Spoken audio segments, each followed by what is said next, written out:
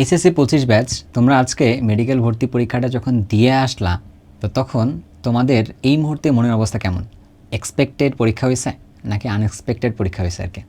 আচ্ছা, এক্সপেক্টেড পরীক্ষা হলে খুবই ভালো, বাট আনএক্সপেক্টেড পরীক্ষা হলেও আমি বলবো আসলে খুব একটা খারাপ হয় নাই। কেন জানো? কারণ এটা তোমার প্রথম পরীক্ষা ছিল। সো তুমি গিয়ে বেশ কিছু জিনিস আসলে চেক করতে পারছো আর কি। হ্যাঁ, এটাকে তুমি কাইন্ড অফ রিয়েলিটি চেকের কথাও বলতে পারো। কেন বলো তো? কারণ আমরা যখন আগে পরীক্ষাগুলো দিতাম, কোচিংয়ে দিতাম বা বাসায় যখন পরীক্ষা দিতাম, তখন আসলে বেশ কিছু ভুল ধরা পড়তো না।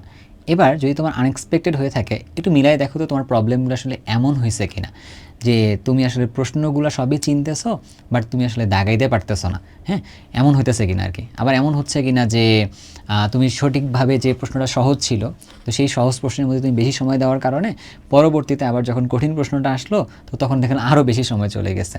তো এই সময়গুলো যখন পাস হয়ে গেল, তখন শেষ মুহূর্তে তুমি দেখলা সময় একদমই নাই, বাট প্রশ্ন অনেকগুলো বাকি আছে, বাট প্রশ্নগুলো তোমার কাছে পরিচিত, তুমি কিন্তু সেইভাবে দাগাইতে পারছো না আর কি। এরকমও কিন্তু ঘটতে পারে। পাশাপাশি আরেকটা জিনিস মনে হচ্ছে কিনা যে এক্সাম হলে মনে হয় কী যেন হয়ে গেল, আমি একদমই মানে প্যানিক অ্যাটাকের কারণে হারাই গেলাম আর কি, কোথায় হারাই গেলাম আর ফিরতে পারলাম না, এভাবে আমার সব কিছু হয়ে গেল আর কি। এই সব কিছুর মধ্যে একটা জিনিস কিন্তু নাই, সেটা হলো তুমি কিন্তু একবারও এটা মনে করতেছো না যে তোমার এইচএসসি বা এডমিশনের সময় প্রস্তুতি নিয়ে কিন্তু খুব একটা প্রবলেম ছিল আর কি।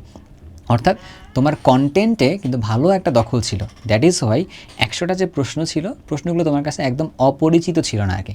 প্রশ্নগুলো কিন্তু তোমার কাছে পরিচিত ছিল। একদমই কিন্তু যদি বলি একদমই গ্রে এরিয়াতে না, মোটামুটি একদমই স্বচ্ছ তোমার কাছে ছিল। কিন্তু তুমি ঠিক সেভাবে পারফর্ম করতে পারোনি। তাহলে কী কাজটা করা দরকার? তোমার এখান থেকে একটা লার্নিং নেওয়া দরকার। এই লার্নিংটা নিয়ে পরের যে পরীক্ষাগুলো আছে, যেমন ঢাবিতে আছে, খুলনা বিশ্ববিদ্যালয়ে আছে, তারপর ধরো বুয়েটে আছে, হ্যাঁ, চুয়েটে আছে, কুয়েটে আছে, রুয়েটে আছে, অনেক জায়গায় তো পরীক্ষা আছে আর কি। এই পরীক্ষাগুলোতেও সেম কাজগুলো করা যাবে না। যেমন ধরো যে সকল প্রশ্ন ইজি, এগুলোর মধ্যে কম সময় যাওয়ার কথা, যেগুলো একটু হার্ড, এগুলো একটু টাইম ডিমান্ড করে, এই টাইমগুলোর মধ্যে সেভাবে টাইম দিতে হবে আর কি। পাশাপাশি আরেকটা ব্যাপার কী বলো তো, যে এক্সাম হলে বসে প্যানিক অ্যাটাক করানো যাবে না আর কি। এই জন্য কী করতে হবে? এটাকে অ্যাভয়েড করতে হবে। এই কাজটাও কিন্তু তোমারই এখন বসে বসে প্ল্যান করতে হবে। তাহলে আমি একটা কাজ করতে বলি তোমাকে, তুমি একটা ডায়েরি নাও অথবা একটা পেপার নাও, নিয়ে সুন্দর করে কোন কোন কারণে তোমার আসলে এক্সপেক্টেড ফলাফলটা আসতে পারবে না এরকম একটা মনে হচ্ছে, বা তুমি আসলে মনে করতেছেন আনএক্সপেক্টেড একটা জিনিস ঘটে গেছে আর কি, ওই কারণগুলো সুন্দর করে লিখে ফেলো আর কি। দেন ওই কারণগুলো যেন পরবর্তী এক্সামে না ঘটে, এটার জন্য নিজেকে পারফেক্টলি প্রস্তুত করো। এবার তোমার টার্গেটটা যদি এবার হয় ঢাকা বিশ্ববিদ্যালয়ে ক ইউনিট, যে পরীক্ষাটা কিনা আমাদের 20 ডিসেম্বরে হওয়ার কথা আর কি। এখন তোমার থেকে চিন্তা করে তুমি দেখো, তোমার কাছে প্রায় 7 থেকে 8 দিনের মতো একটা সময় আছে। এই 7 থেকে 8 দিনের মধ্যে আমি তো রসায়ন পড়ি, তোমার কাছে রসায়নের একটা সাপোর্ট বলতে পারবো আর কি। তুমি আমাদের ইউটিউব চ্যানেলটার মধ্যে যাবা, অক্সিজেন ইউটিউব চ্যানেলে, সেখানে তুমি গিয়ে দেখবে একটা প্লেলিস্ট করে দেওয়া আছে আর কি, ঢাবি ক ইউনিট এডমিশন প্রিপারেশন এরকম নামে। তো এই প্লেলিস্টের মধ্যে প্রায় 10টা ভিডিও আছে। 10টা ভিডিও তুমি যদি এই 7 দিনে দেখে ফেলতে পারো, আমি মোটামুটি রসায়নে তোমার একদম পূর্ণাঙ্গ যে মার্ক নেওয়ার যে লক্ষ্যটা আছে, সেই লক্ষ্যটার জন্য আমি অনেক দূর আগে তোমাকে রাখতে পারবো আর কি। ঠিক আছে? সো তাহলে কী কাজটা করতে পারো? প্যানিক অ্যাটাকটা করা যাবে না। এক বললাম, তুমি যে সকল কারণে তুমি আসলে আনএক্সপেক্টেড মনে করতেছো, সেটাতে তুমি অ্যাভয়েড করবা। তুমি চাইলে এই প্লেলিস্টের মাধ্যমে তোমাকে লাস্ট মোমেন্টের প্রিপারেশনটার জন্য তুমি নিজেকে সুন্দরভাবে প্রস্তুত করতে পারো আর কি। আর last but not the least, একটা কথাবার্তা তোমাকে বলি, এডমিশন একটা জার্নি, পাশাপাশি একটা যুদ্ধ। তো এই যুদ্ধটা আগেই আসলে হেরে যাওয়া যাবে না আর কি, যুদ্ধটা করে যাইতে হবে, জার্নিটা আসলে দিয়ে যাইতে হবে আর কি।